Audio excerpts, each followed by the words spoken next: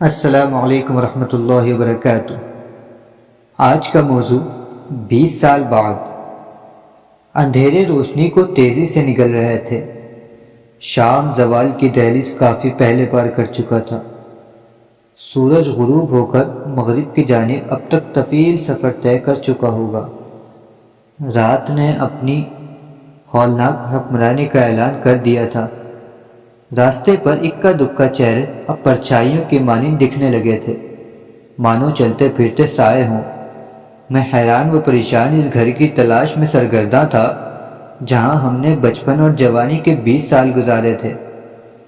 اس شہر میں کرائے کا معمولی سا ایک کھپڑیل نما مکان تھا، لیکن اب سب کچھ بدل چکا تھا۔ صرف آڑے ترچھے راستوں نے ہی اپنا وجود بچا رکھا تھا۔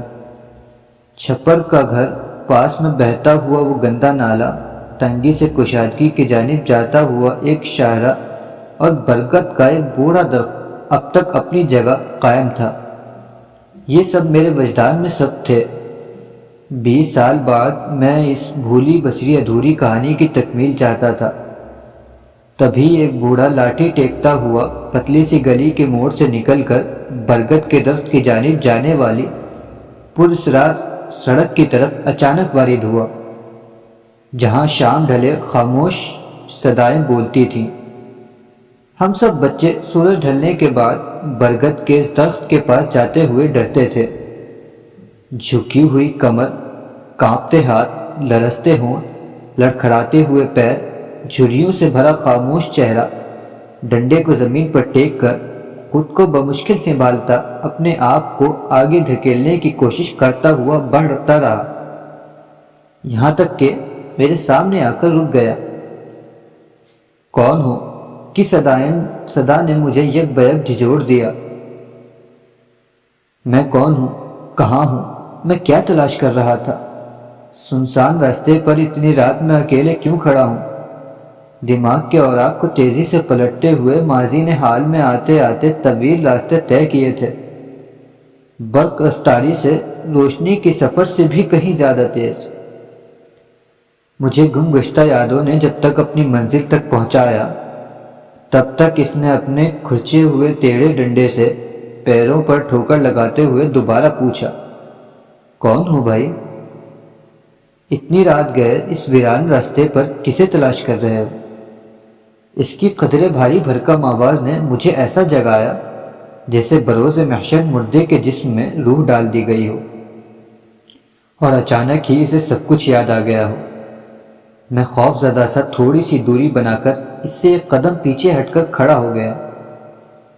اس کے حلیے قد و قامت، چال ڈھال، کانوں تک بکھرے ہوئے لمبے اور الجھتے بال اور سفید داڑھی نے دماغ کی خلیوں میں بھولی بسری یادوں کے کچھ گوشے کو تلاش کرنے کی کوشش شروع کر دی تھی، جس سے سر پر کافی بوجھ پڑ رہا تھا اور اعصاب میں تناؤ کی کیفیت پیدا ہو رہی تھی۔ مفلسی و پریشانی نے اس کی حالت میں کسی فقیر سے بدتر کر دی تھی۔ تنگ دستی نے اس کی قبا چاک کر دی تھی۔ حالات اور زمانے کی گردش نے اس سے اس کا حسن و جوانی چھین لیا تھا۔ بازو لٹک گئے تھے، کندھے اس بوڑھے برگد درخت کی ٹہنی کے مانند زمین پر جھک رہے تھے، جس ٹہنی پر بچپن میں ہم کبھی جھولا جھولا کرتے تھے، جو کبھی زمین پر آتا تو کبھی اوپر کو چلا جاتا تھا۔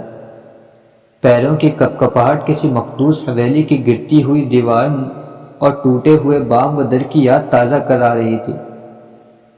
اتنی سی دیر میں قدرت کے بنائے ہوئے سپر فاسٹ کمپیوٹر نے دماغ کی میموری سے 20 سال قبل کے اس نوجوان بوڑھے کو میرے سامنے لا کھڑا کیا تھا۔ میری زبان سے یکلخت نکلا، حیدر۔ اپنا نام سنتے ہی وہ چونک اٹھا۔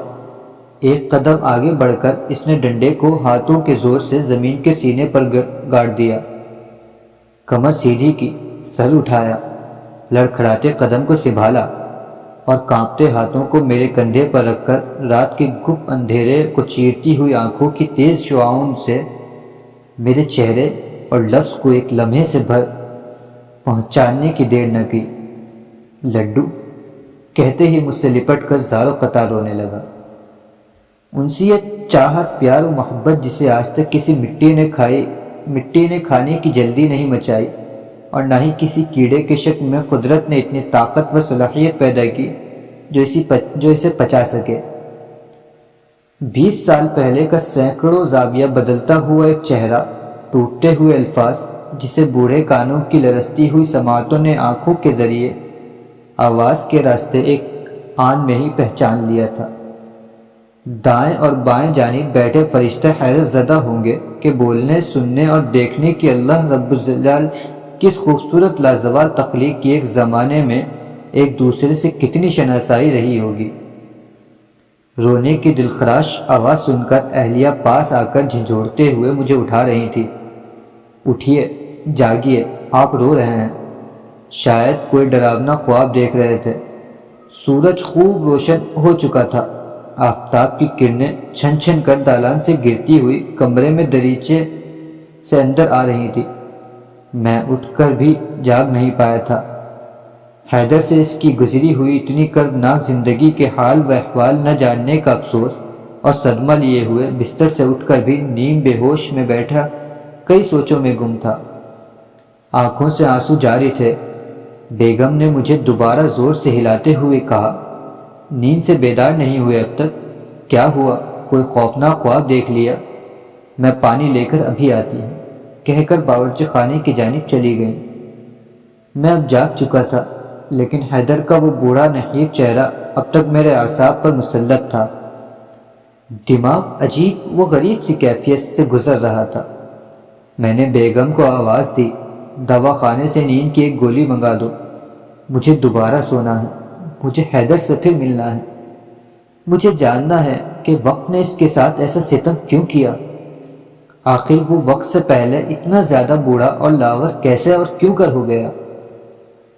معمولی سے وقفے سے پانی اور چائے کے ساتھ بیگم حاضر تھیں۔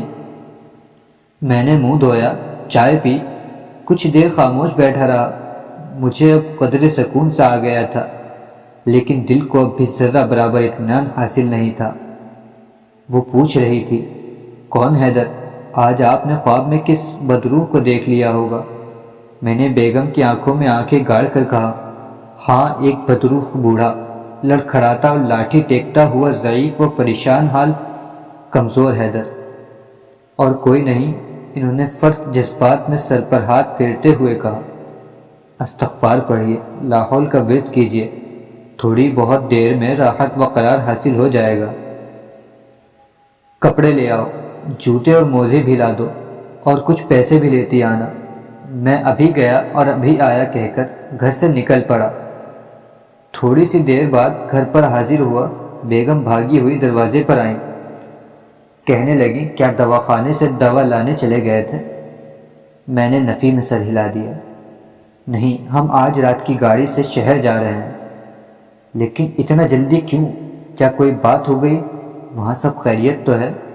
بیگم نے قدر تعجب سے میری جانب دیکھتے ہوئے پوچھا، وہاں کس سے ملنا ہے؟ میں نے کہا، میرا وہ بچپن کا دوست حیدر نہایت بوڑھا اور کمزور ہو گیا ہے، اسے شدید تکلیف ہے، مجھے اس سے ملنا ہے، کچھ پوچھنا ہے، کچھ جاننا ہے۔ انہوں نے میری جانب حیرت بھری نظروں سے دیکھا۔ ان کی تجسس بھری نگاہ مزید کچھ سوال کر رہی تھی۔ میں نے کہا، وہی خوابوں والا بدروح حیدر، آسیب زدہ بوڑھا و لاغر حیدر، اور کون؟